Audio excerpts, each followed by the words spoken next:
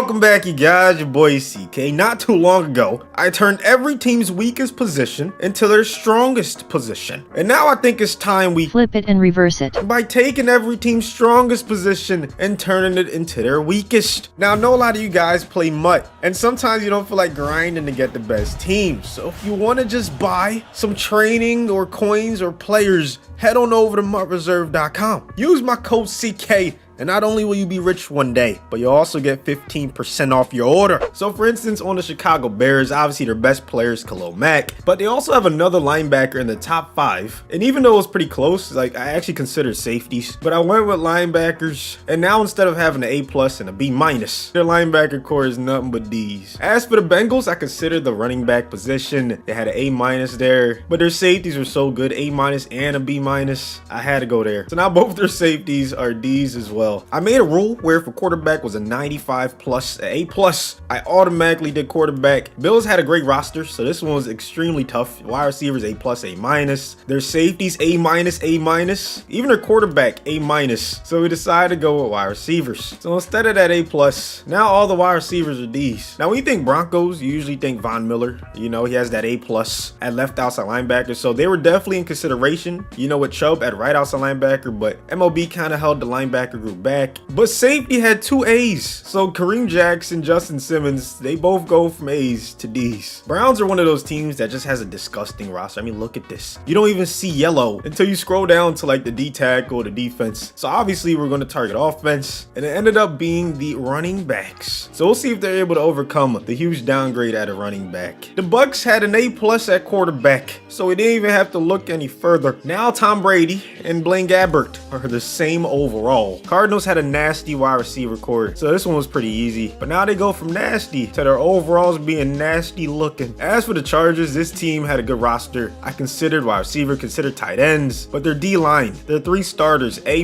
B+, and A, I had to go with that. So now everyone on their D-line is in the 60s, even Bosa. As for the Chiefs, we all know they had an A+ at quarterback, so that's where we downgraded. Mahomes is in the 60s now. Now I would have went with O-line for the Colts if Costanzo didn't retire, but now they have a D at left tackle, so we couldn't go there. But instead, we decided to go with the D-line. So now Buckner's in the 60s, along with guys like Al-Qadim Muhammad, Justin Houston, Danico Autry. Cowboys were a tough one. They had Dak, of course. They had Zeke. Wide receivers, they had Amari, so it was really tough. But when 3 of your top 6 players are offensive linemen, it's tough not to go with the O-line. And now we get to see if Dak and company can still cook with everyone on the offensive line being in the 60s. Now the Dolphins, you know, they didn't have much on offense, I'm gonna be honest. No A's until you got all the way to the CBs. So I mean, they still have Byron and Xavier, but they're not the same, okay? Like their overalls are a lot worse. The Eagles roster is not what it used to be, man. I mean, they still have a nasty D-line, but their offensive line with 3 A's and having 3 of their top 4 players, it was close, but I had to go with the O-line. So now the entire O-line of Philadelphia, for the most part, is in the 60s. The Falcons were one of the few teams that had an A+ at wide receiver 1 and an A-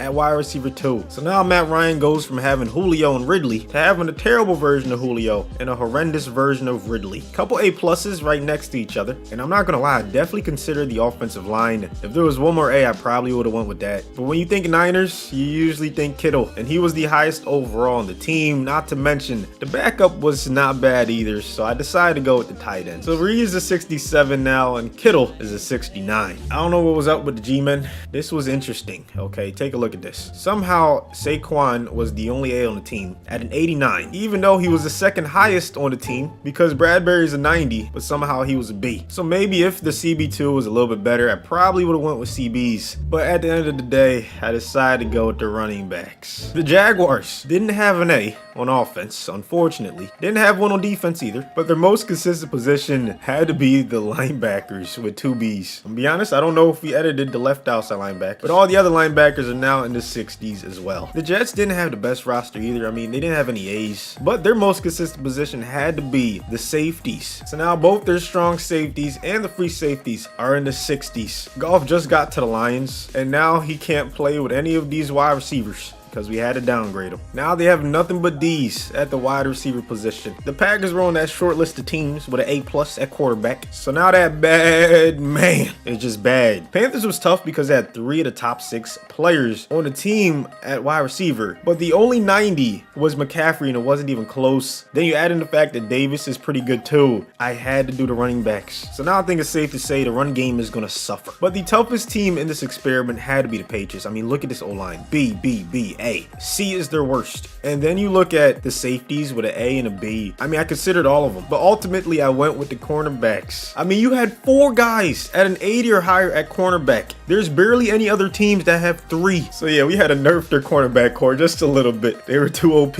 I think the Raiders have the best offensive line in the league. Their worst player is a B-, and they have 3 A's. This was a no-brainer. I understand Waller, you know, he's a dog, but when 5 of your top 11 and your entire offensive line is in the top 11 players in your team, I mean, I had to go with them. So now with all their old linemen being in the 60s, their offense might struggle just a little bit. At first glance, you know, the Rams were kind of tough, you know, with the cornerbacks, Ramsey, Darius Williams. You also had 2 wide receivers at an 86 or higher in Woods and Cup. But when you have Donald, Sebastian Joseph Day, Brockers, all guys 80s or higher, and then 199, I had to go with the D-line. So once again, everyone on the D-line for the Rams is now in the 60s. For the Ravens, I consider quarterback with Lamar. I consider D-line with Calais and Brandon Williams. But they're one of the few teams that had 3 guys at an 80 or higher at cornerback. Almost 4, depending on how he progresses. Or should I say regresses? Because now he's in the 60s as well as all these DBs. Football team was one of the easiest ones. They have the nastiest D-line in the league, and I don't know if it's even that close. I mean, look at that. 3 D tackles in the top 6. I mean, granted, they run a 4-3, but that's still insane to think about. So yeah, they go from one of the best D-lines to easily one of the worst. On to the Saints. A couple years ago, this would have been a no-brainer, but it was actually really tough. I could have went running back, wide receivers, even offensive line wasn't too shabby. Matter of fact, their whole roster, it was just nothing but B's and A's, signs for 1D. But I don't know if it was the bias because this man's carrying me in my CFMs. But it wasn't just him, you know, Latavius was also a dog. So it made the decision easier for us to go ahead and downgrade all of them. Russell Wilson was one of the few A+ quarterbacks in the league. So that was an automatic downgrade. He's now 69. Still 13 overalls higher than Geno, man. They did this man dirty. Steelers were the first team I saw that had an F. But their roster is still really good, especially their defense, man. Look at the linebacker core. CBs are really good. But I ended up going with the defensive line because 3 of their top 6 players were on the D-line, 2 of their top 3. So now the D-line looking like nothing but 60s. While they still have him, Deshaun Watson is probably the Texans' best player, and he plays the most important position, so we had to downgrade Deshaun Watson. And as for the last 2 teams, I decided to go with the running back position. First, we had Derrick Henry, who I think should already be like a 98, 99, so that was a no-brainer for me. And then Dalvin Cook, who could also be a little bit higher because of how good he did this season with such a lackluster offensive line. So now both these teams are going to have to find ways to eat without amazing running backs. Let's simulate to the Super Bowl and see which one of these teams can overcome having their strongest position turned into their weakest. Seahawks end up 13-3 with a 60-something overall Russell Wilson. I gotta go see who ended up starting at quarterback for them. Patriots did really well. I mean, their roster was nasty. Most of the teams that made the playoffs still had really good rosters. The Chiefs, with a watered-down Mahomes, made it at 9-7. Packers barely missed out. The Bucks couldn't handle losing out on Brady. Raiders, they needed that offensive line. Chargers, the defensive line. Same with the Steelers. The Rams struggled heavy without Aaron Donald. Who would have thought? Josh Allen was one of the few good quarterbacks that didn't get downgraded.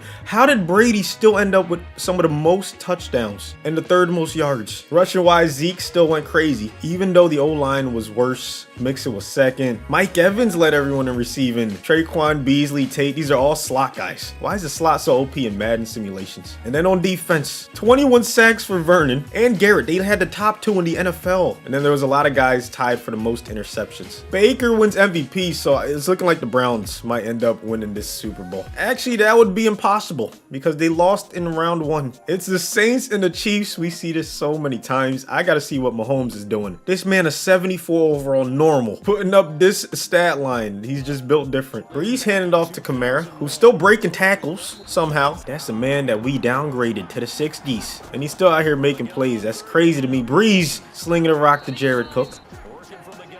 Chris Jones with the sack on 2nd down. He's holding it too long.